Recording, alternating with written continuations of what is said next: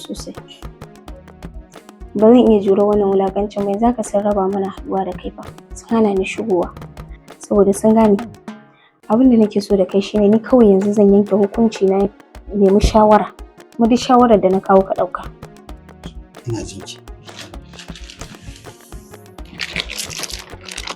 Wannan kayan ka je ka samu guri da tsatsai ka saka su. Idan ka saka ka san za ka saje da gantogobi ko? To sai ka samu sadaf ka shige cikin su lokacin da ake fita sai ka bi su ka fita. Zan biyo ka da baya sai mu je mu samu wani garin kawai mu je mu zauna. Amma ban fahimci abin da kike nufi. Ina nufin wannan kayan ka je ka samu guri ka saka. Idan ka saka ka fita ka ga dai lokacin fita yana yi ka samu kai sadaf ka fita zan biyo ka a baya.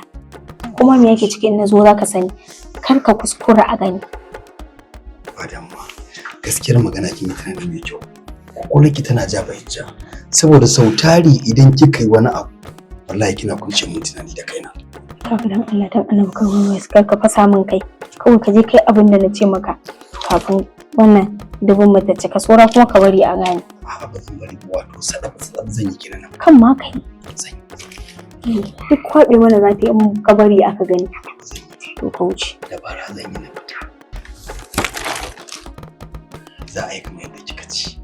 Ba za a samu matsala ba. Amma samu.